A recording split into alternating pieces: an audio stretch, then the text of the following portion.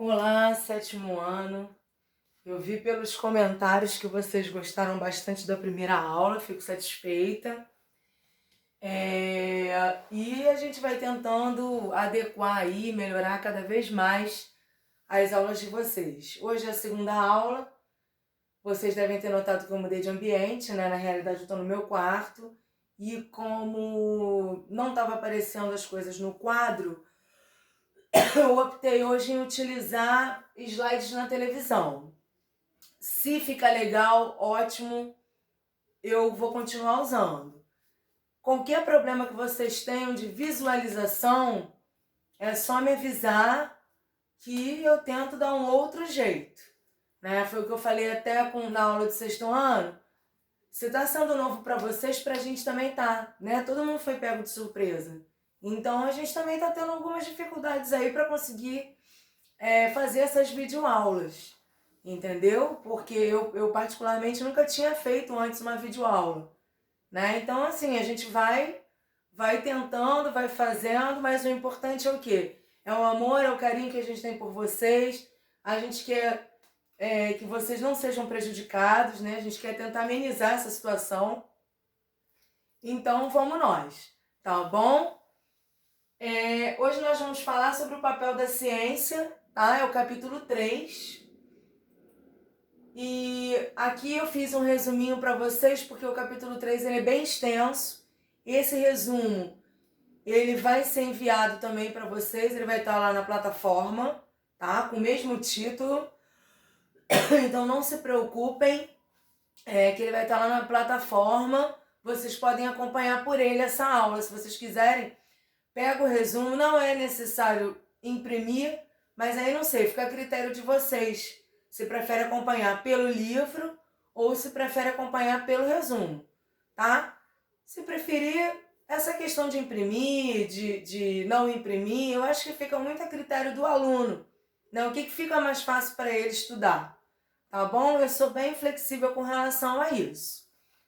Só o importante é vocês acompanharem e entenderem. Então, uma pequena introdução aqui.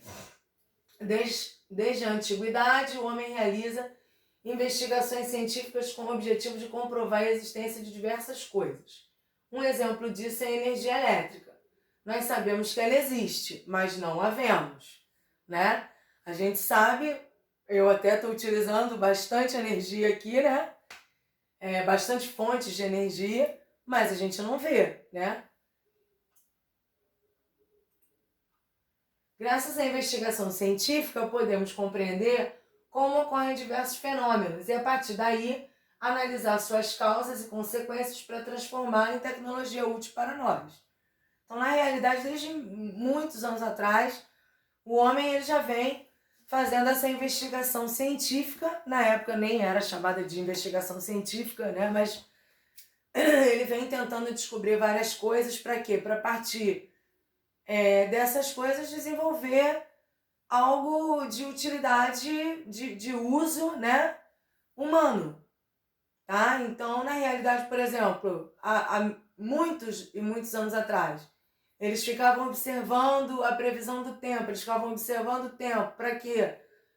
Para ver quando é que ia ser a melhor época da colheita, a melhor época de plantar, né? Não deixa de ser uma investigação científica para a época. Hoje em dia a gente não poderia considerar isso como investigação científica. Sem equipamento, sem estudos, não poderia. Mas na época não deixava de ser, né? Porque eles com a observação, claro que era assim bem precário, né? As coisas que eles tinham para observar, muitas das vezes olhavam para o céu a olho nu, eles então conseguiam perceber a melhor época de plantar, de colher e outras coisas mais. Tá? Então, na realidade, o objetivo dessa investigação é descobrir algo e utilizar esse algo a favor. Gente, desculpa esse pigarro, tá? Começou agora. Não tô com coronavírus, não. A tecnologia não é necessariamente o resultado do conhecimento científico. Foi o que eu acabei de falar. Naquela época, né, as observações. A gente não pode chamar de conhecimento científico, mas ela pode ser aprimorada por ele. Você sabe o que é investigação científica? A nossa história é marcada por personalidades que, a partir de uma inquietação, desenvolveram investigações, resultando em benefícios à humanidade. A seguir, apresentamos alguns pesquisadores consagrados pela ciência e um pouco de suas vivências. Pesquisadores que viveram há muitos e muitos anos atrás e que até hoje são reconhecidos pelas suas descobertas, pelas suas investigações, investigações essas que deram certo, que foram transformadas em benefício para nós. Então, o primeiro é Edward Jenner, que é um médico inglês, desenvolveu um método contra a prevenção da varíola. Vocês não pegaram a varíola, nem eu peguei. A minha mãe, por exemplo, ela tomou vacina. Ela tem a vacina lá de prevenção de varíola. Tá? O que acontece? Varíola, ela era uma doença viral que causava mal-estar, dores musculares e estomacais, além de provocar vômitos, infecção respiratória e formação de bolhas com pus na pele. Era uma coisa horrível. A cicatriz da vacina, inclusive, ela parece uma... Minha mãe contou que quando ela tomou, em criança, abriu uma ferida e depois fazia cicatriz. Então ela tem a marca, aquela cicatriz bem grandona, mas antes a cicatriz do que a doença, E esse cara aí, esse médico inglês, esse cara é ótimo, Mas vocês sabem que eu sou assim, Esse médico inglês é que desenvolveu aí esse método de prevenção, Assim como hoje, trazendo para as épocas de hoje, com certeza os pesquisadores e cientistas já estão pesquisando muito, estudando muito para desenvolver uma vacina contra o coronavírus, E daqui a alguns anos vai ser história para se contar, Vai ser uma história e aí as pessoas da época vão pensar assim, pô, mas como é que pode ter morrido tanta gente por causa de um vírus, Hoje tem vacina, mas atualmente não temos. Mas no futuro, se Deus quiser que seja próximo, nós vamos ter a vacina, muito provavelmente, e vai ser, na realidade, não vai passar de mais um vírus, Coisa que hoje em dia não é, ele está causando estragos enormes, está sendo devastador. Bom, vamos lá então, voltando para cá. Charles Darwin, vocês já devem ter ouvido falar, a gente esse ano vai falar muito nesse Charles Darwin. Ele é um cientista, ele era, porque ele já morreu há muito tempo. Ele viajou pelo mundo num navio, tá? Na realidade, o que ele fez? Ele foi observando as espécies aquáticas enquanto ele passava esse tempão no navio. Bom, vamos lá. Após anos e anos fazendo comparações entre espécies e anotações sobre tudo que observava, Darwin pôde chegar a uma teoria revolucionária para o conhecimento da época. Assim nascia a teoria da seleção natural. A gente vai falar muito sobre isso. Publicada em seu livro A Origem das Espécies, segundo a qual sobreviveria aquela espécie capaz de se adaptar às condições ambientais e que fosse dotada de características que favorecessem essa adaptação. Para simplificar, que essas definições são complicadas e às vezes vocês não compreendem, prestem bem atenção. Imagina se vocês pegassem um urso polar, tirasse ele lá do Polo Norte e colocasse ele no deserto do Saara. Ele ia sobreviver? Não, ele não ia sobreviver. Muito provavelmente ele não ia sobreviver. Por quê? Porque ele é adaptado a viver num ambiente muito, muito, muito frio, Então, o deserto do Saara, altas temperaturas, um calor danado, o urso polar não ia sobreviver. Agora, imagina se vocês chegassem lá no deserto do Saara, pegassem um camelo, levasse lá para o Polo Norte, colocasse lá no Polo Norte, ele ia sobreviver? Também não ia sobreviver, Por quê? Porque, ao contrário do urso, o camelo, ele é adaptado a viver em locais de altas temperaturas, que tem seca e tudo mais. Então, ele não é adaptado a ambientes frios. Parece meio óbvio isso, gente, é óbvio pra gente agora que já tem tudo prontinho. Mas naquela época não era óbvio, entendeu? Esse cara, inclusive, foi acusado de bruxo, tá? Foi um absurdo na época, quando ele falou da teoria da seleção natural. Nossa Senhora, a igreja, que na época tinha uma força muito grande, a igreja católica, considerou o cara como bruxo, como uma pessoa que estava blasfemando, que não acreditava em Deus e tudo mais, tá? Porque ele foi levantar essa possibilidade da seleção natural. Quando na realidade a gente pode continuar acreditando em Deus e compreender a teoria, né? Não tem nada demais. Eu acredito em Deus, sou professora de ciências, mas acredito sim que existe Deus, é óbvio, né? Bom, para mim, mas eu acho que essa teoria faz até um pouco de sentido, né? Então a gente pode juntar tudo, né? Bom, mas voltando aqui ao assunto da teoria, o que acontece? O animal, né, ou o animal, a planta, ele tem que ser adaptado ao ambiente em que ele está. Se ele não é adaptado a esse ambiente, o que acontece? Ele acaba morrendo. Só que, além disso, né, o que ele observou? Em alguns casos, alguns animais sofriam mutações, que são modificações genéticas. Essas modificações genéticas, elas podem ser favoráveis ou desfavoráveis. Vai depender da mutação. Eu vou dar um exemplo para vocês muito interessante. Cão dos Pirineus é uma raça de cachorro, né? Cão dos Pirineus. E essa raça ela foi desenvolvida para escalar montanha. Então, sabe o polegar da gente? A gente chama no cachorro de ergô. Quase todos os cães têm os ergozinhos das patinhas da frente, né? Das patinhas dianteiras. Nas patinhas traseiras eles não têm. O cão dos Pirineus, eles ao invés de terem um ergô, eles têm 2 ergôs nas patas. Por quê? Para facilitar essa escalada. Isso em qualquer outra raça de cachorro não é aceito, seria um defeito. Seria uma mutação genética deletéria, né? Uma coisa que, tipo assim, aquele exemplar, aquele espécime, né? Aquele animal que tem um dedo a mais, ele é descartado, ele não pode ser vendido, ele não pode ser utilizado para cruza, para reprodução, né? Por quê? Porque é considerado um defeito aquilo ali. 2 polegares, 2 ergôs na mesma pata, né? Claro. No caso do cão dos Pirineus, essa mutação é o quê? É favorável, né? E aí eles começaram a isolar, inclusive, essa característica, e aí todos os cães passaram a ter esses 2 ergôs nas patas. O que acontece? Eles começaram a desenvolver, a selecionar cães que nasciam com essa mutação, porque perceberam que esses 2 dedos, né, esses 2 polegares facilitariam a escalada. E como a raça é para isso, entendeu?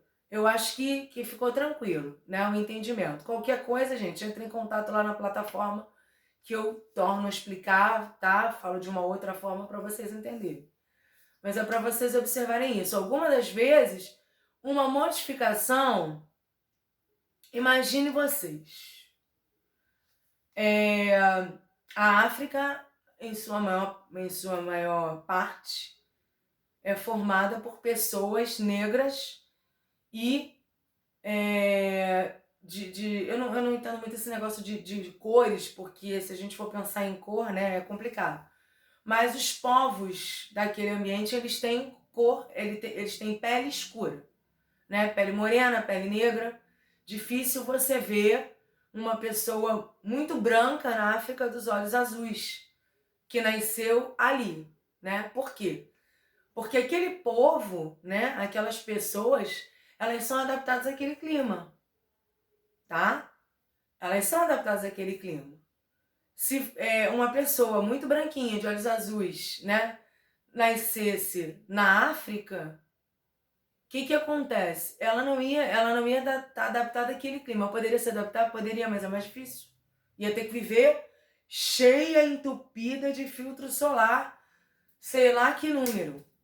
De repente nem existe o número necessário, porque eu acho que nem é assim. Entendeu? Então é uma questão de adaptação. Quando vocês começam a partir, pensar Brasil, Rio Grande do Sul, Santa Catarina, a gente encontra muita gente de pele bem branquinha, né? Por quê? É um local mais frio. Essas pessoas, elas são mais, tem pessoas que têm até a pele um pouquinho avermelhada. Essas pessoas são mais adaptadas a esse ambiente. Né? Ah, professora, mas hoje em dia a coisa tá um pouco mudada, porque hoje em dia a gente tem roupa, hoje em dia a gente tem aquecedor, hoje em dia a gente tem ar-condicionado, enfim, hoje em dia, né, nós temos a tecnologia a nosso favor. Mas esses povos, né, eles foram ocupando os lugares de acordo com o quê? Com as suas adaptações, com aquilo que o organismo deles se adaptava melhor. E iam sobrevivendo. Então, quando um povo não estava muito bem adaptado a um determinado local, aquele povo, ou ele saía daquele local, ele migrava para um local onde ele era adaptado, ou então acabava morrendo. Algumas pessoas acabavam morrendo, porque não estavam adaptadas ao local, né? Então é isso. Só que aí hoje em dia a gente vê, por exemplo, como a China e o Japão, como eles ficaram muito isolados, hoje em dia já não tem tanto isolamento, mas eles ficaram durante anos, podem observar que eles são povos bem específicos, né? Com características bem específicas. Eles não têm essa variedade de tons de pele, tipo de cabelo, tipo de olho, tipo de nariz, tipo de boca. Eles não têm essa variedade como aqui no Brasil a gente encontra, né? Porque o Brasil ele tem um clima favorável a praticamente qualquer povo, qualquer tipo, né? O nosso país ele tem esse clima favorável. E como nós tivemos muitos colonizadores, nós tivemos muitos povos vindo para cá, nós temos uma variedade incrível, né? Que é muito bacana, eu acho muito legal, que ninguém é igual a ninguém, cada um tem sua beleza. Eu acho muito bacana isso, né? Mas isso a gente não observa, por exemplo, no Japão e na China. A gente vê todo mundo meio parecido, né? Bem parecido. Por quê? Porque eles ficaram mais isolados. Hoje em dia não, porque hoje em dia tem facilidade. Mas naquela época sim. E acabou ficando, né? Ficaram dois povos bem parecidos entre eles. Pasteur, né? Todo mundo já ouviu falar em pasteurização. Leite pasteurizado, né? Hoje em dia ainda tem, mas hoje em dia eles usam também o processo de esterilização. No meu tempo de criança, o leite era só pasteurizado, não era esterilizado, tá?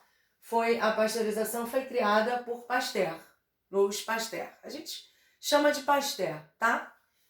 Por seus experimentos sobre a origem dos micro-organismos, esse cientista francês foi capaz de criar um processo de eliminação dessas espécies pelo aquecimento brando e súbito resfriamento, que ficou conhecido como pasteurização, e passou a ser utilizado na indústria alimentícia.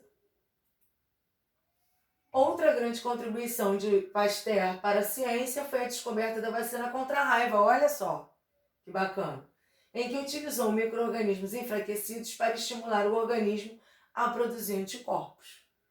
Então, hoje em dia, é muito difícil você ouvir um caso. A gente sempre fala muito difícil porque sempre é possível, mas é muito difícil você ouvir um caso de alguém que morreu de raiva. Né? Até engraçado, né? Morreu de raiva. Ficou tão aborrecido que morreu.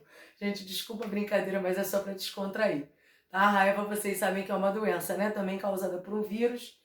E que na realidade, assim, hoje em dia é muito difícil de você ver, tá? Porque na realidade, hoje em dia, o que nós temos? Nós temos cães vacinados, graças a Deus, gatos vacinados. A doença na cidade está praticamente erradicada, então até os cães e os gatos que vivem nas ruas que não são vacinados, muito pouco provável que eles transmitam essa doença, porque pouco provável que eles estejam infectados. E nossos morcegos aqui na cidade são frugívoros, não são hematófagos. Então também é muito difícil deles transmitirem a raiva. Para transmitir, eles têm que estar contaminados, eles têm que estar realmente doentes.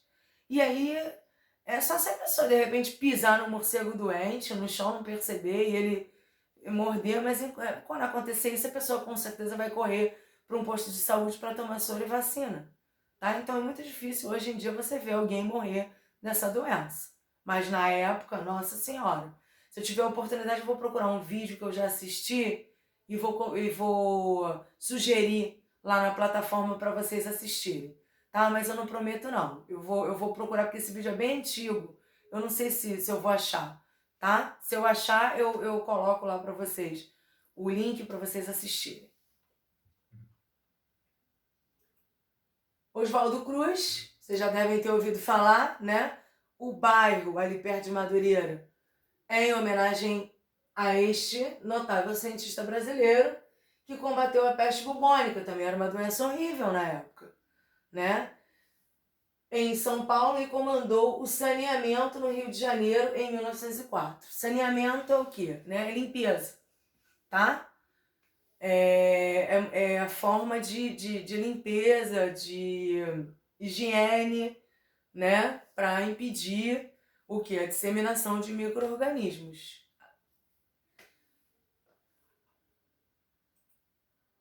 Mesmo diante da resistência ao seu trabalho de vacinação contra a varíola, também desenvolvido no Rio, continuou um destemido lutador pela saúde, do nosso país.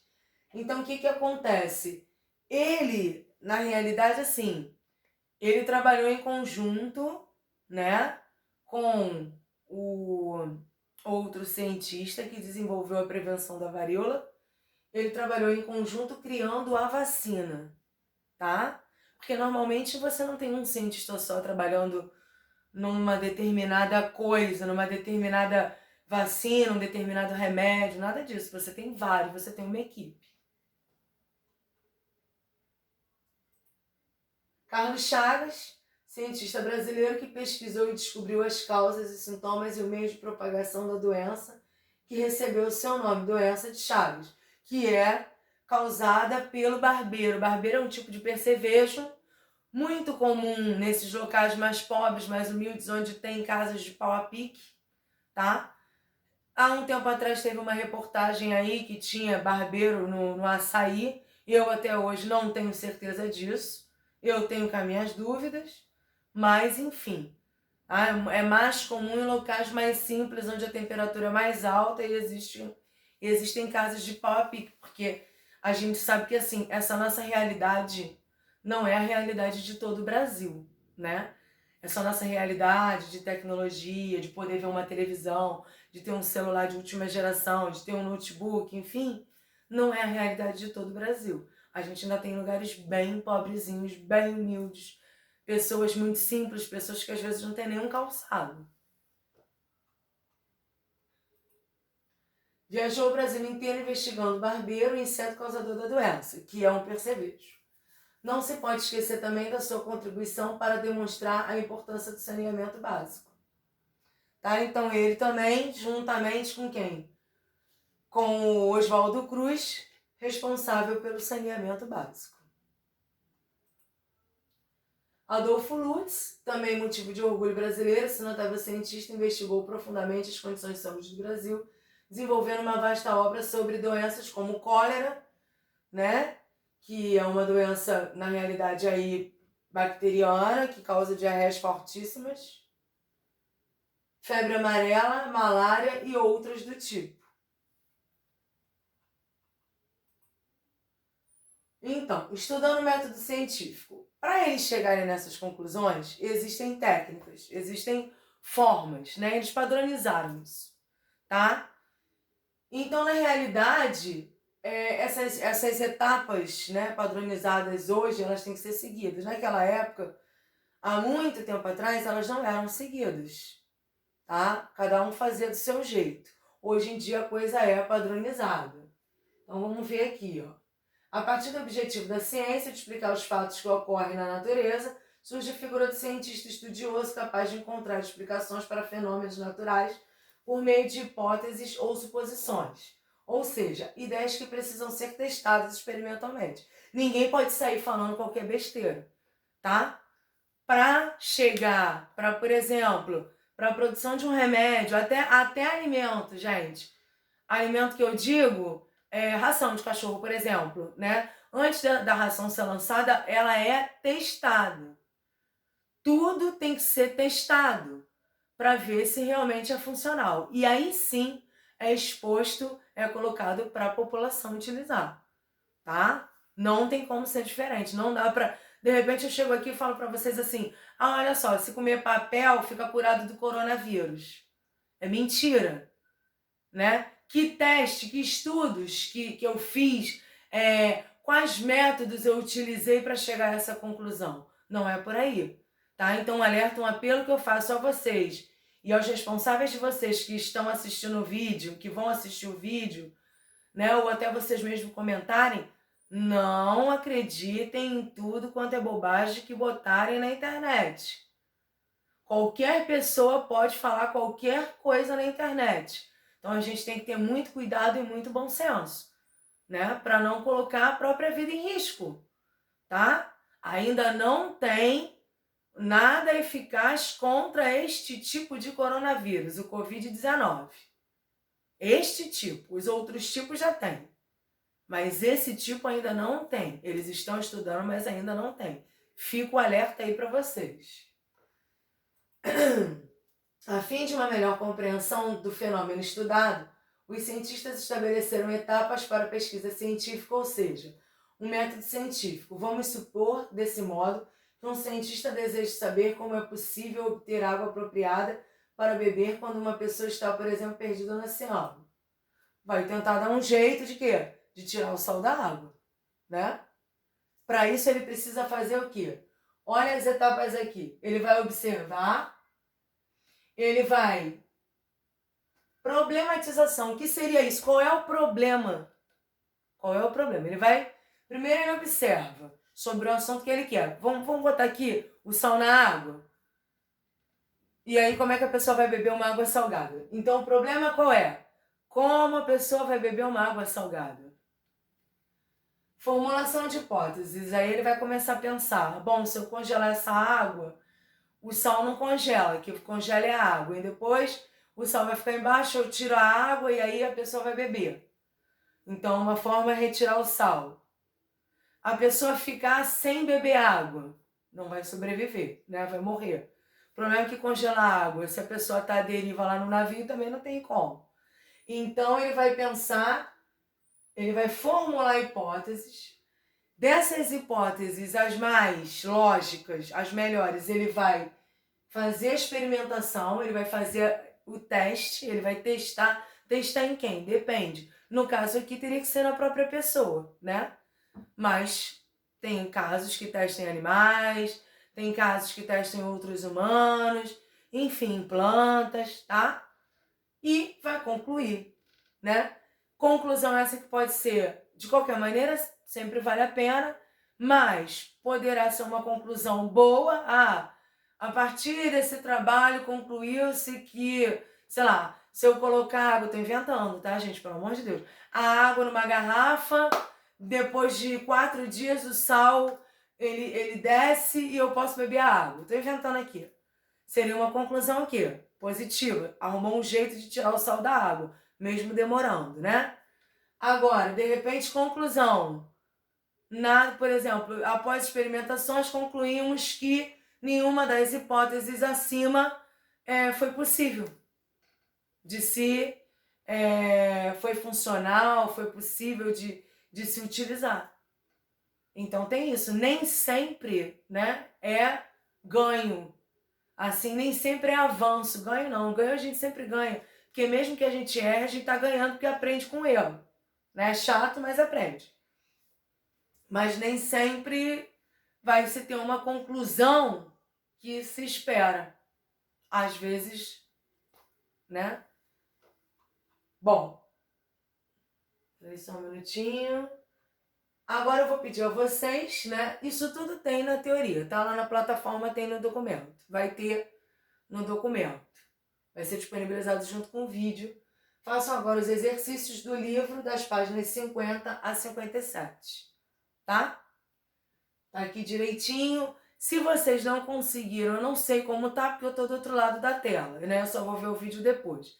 Se vocês não conseguirem visualizar algum slide, não tem problema, porque esse resumo ele tá todo prontinho em documento do Word. Eu só preciso que vocês comentem para eu poder sempre estar melhorando a qualidade do vídeo, tá? E qualquer dúvida, estou à disposição, tá, gente? É só perguntar lá na plataforma que eu estou à disposição. Espero que vocês tenham gostado da aula e até a próxima, tá?